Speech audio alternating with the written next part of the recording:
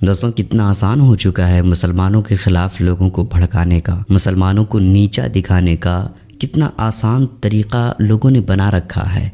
एक हाल ही में एक ख़बर आई जिसमें मैंने देखा तो मैं बिल्कुल चौंक गया कि आज मुसलमानों से इतनी ज़्यादा नफ़रत कोई और नहीं बल्कि जो बड़े बड़े नेता हैं वो अपनी कुर्सी को बचाने के लिए मुसलमानों के ख़िलाफ़ इतना ज़्यादा नफ़रत फैला रहे हैं। ख़बर ये है दोस्तों कि नेताओं ने कुछ हिंदुओं के साथ एक माइक के साथ ये ऐलान करवा दिया कि जितने भी दुकानदार साथी हैं वो ध्यान देकर सुन लें, अगर तुम्हारे दुकान में कोई मुसलमान काम करता है तो उसे फ़ौरन निकाल दो। सिर्फ 2 दिन का समय है, अगर उसके बाद आपके दुकान में किसी मुसलमान को काम करता पाया गया तो दुकान के बाहर बहिष्कार का पोस्टर लगाकर उसको कौम का गद्दार घोषित कर दिया जाएगा। अब हैरानी की बात है ना दोस्तों, मतलब इस कदर मुसलमानों से नफरत हो चुकी है कि खुले शब्दों में खुले आम माइक से ये ऐलान किया जा रहा है कि मुसलमानों को अगर काम पे रखोगे तो तुम्हारा बहिष्कार किया जाएगा और तुम्हें कौम का गद्दार भी साबित कर दिया जाएगा। अब हैरानी की बात यह है दोस्तों कि पुलिस वाले ने अभी तक इन लोगों पर कोई कार्रवाई नहीं की है और उम्मीद है कि इन लोगों पर कोई कार्रवाई भी नहीं होगी। दुकानदार साथी है वो ध्यान दे करके सुन ले, अगर उनकी दुकान में कोई भी बाहरी मुसलमान काम करता है तुरंत उनको अपने दुकानों से निकाल दे। सिर्फ 2 दिन का समय, अगर उसके बाद किसी दुकानदार ने किसी मुसलमान को अपनी दुकान पे रखा, उसके दुकान के बाहर उसके बहिष्कार का पोस्टर हम लगाने का काम करेंगे और उसको कौम का गद्दार घोषित करेंगे।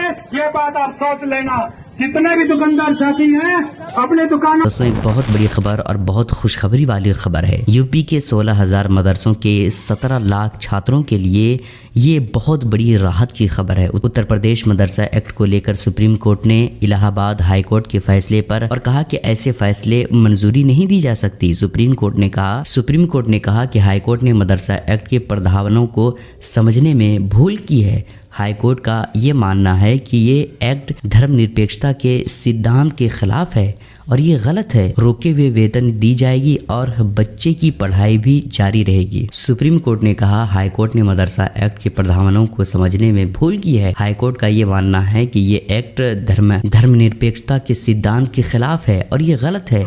रोके हुए वेतन दी जाएगी और बच्चे की पढ़ाई भी जारी रहेगी। आपको बता दूं कि कई महीनों से मदरसे के जो टीचर हैं उनकी तनख्वाह रोक दी गई थी, लेकिन सुप्रीम कोर्ट ने अब कहा है कि रोके हुए सैलरी भी दी जाएगी और बच्चों की पढ़ाई भी जारी रहेगी। बता दूं कि इलाहाबाद हाई कोर्ट ने UP board of Madrasa education act 2004 को असंवैधानिक करार दे दिया था। इसके खिलाफ सुप्रीम कोर्ट में याचिका लगाई गई थी, पर आज जुम्मे के दिन सुप्रीम कोर्ट ने UP board of Madrasa education act 2004 को असंवैधानिक करार देने वाले इलाहाबाद हाई कोर्ट के फैसले पर अंतिम रोक लगा दी है। तो ये मुसलमानों के लिए और जितने भी स्टूडेंट हैं, 17 लाख से भी ज़्यादा जो स्टूडेंट पढ़ रहे हैं, उनके लिए बहुत बड़ी राहत और बहुत खुशी की बात है। खैर, आप इसके बारे में क्या कहेंगे हमें नीचे कमेंट करके ज़रूर बताइए। दोस्तों, आपको पता ही है कि फ़लस्तीनियों पर किस तरीके से जुल्म व तशद्दुद हो रहा है। इजराइल किस तरीके से फ़लस्तीनी बच्चों को जुल्म का निशाना बना रहा है, लेकिन ये मंजर देख करके कलेजा मुंह को आता है, आंखें रोने के लिए बेकरार हो जाती है कि इस तरीके से फ़लस्तीनियों पर जुल्म व तशद्दुद हुआ, लेकिन इसके बावजूद उनके ईमान, उनके हौसले पर ज़र्रा बराबर ये फ़र्क नहीं आया।